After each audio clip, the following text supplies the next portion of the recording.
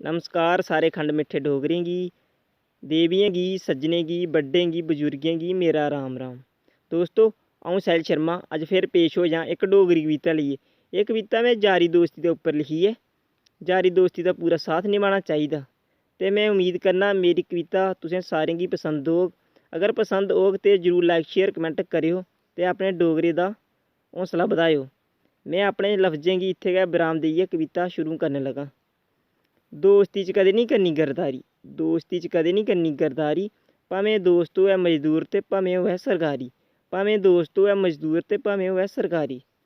दोस्त भी ऐसे होने चाहिदे, दोस्त भी ऐसे होने चाहिदे जेह्ड़े रुस्सने उप्पर मनाई लैन, भलै च असेंगी स्हाई लैन, भलै च असेंगी स्हाई लैन, जेह्ड़े मन्नन साढ़ी गल्ल सारी। दोस्ती च कदें नहीं करनी गरदारी, भावें दोस्त होऐ मजदूर ते भावें होऐ सरकारी। जेह्ड़े दुख सुख च साढ़े कोल बौह्न, जेह्ड़े दुख सुख च साढ़े कोल बौह्न, जरा बी छिंडै नेईं होन, हर जगह साढ़े कन्नै मुंढा लाइयै खड़ोन। ऐसी होनी चाहिदी यारी, दोस्ती च कदें नहीं करनी गरदारी, भावें दोस्त होऐ मजदूर ते भावें होऐ सरकारी। दुश्मनी नेईं करो कदें यारी च, दुश्मनी नेईं करो कदें यारी च, दोस्ती नेईं भुल्लो उमरी सारी च, दोस्ती नेईं भुल्लो उमरी सारी च, उ'ऐ गलोनी तुं'दी पक्की यारी, उ'ऐ गलोनी तुं'दी पक्की यारी। दोस्ती च कदें नहीं करो गरदारी, भावें दोस्त होऐ मजदूर ते भावें होऐ सरकारी।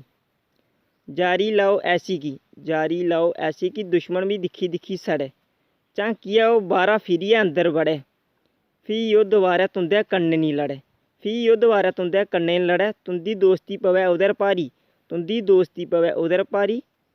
दोस्ती च कदें नहीं करनी गरदारी, भावें दोस्त होऐ मजदूर ते भावें होऐ सरकारी। अस लान्ने ऐसी यारी, अस लान्ने ऐसी यारी, भावें जान चली जा सारी। यारी च कदें नहीं करनी गरदारी, भावें दोस्त होऐ मजदूर ते भावें होऐ सरकारी। दोस्ती च कदें नहीं करनी गरदारी, भावें दोस्त होऐ मजदूर ते भावें होऐ सरकारी। जै हिंद जै डोगरी।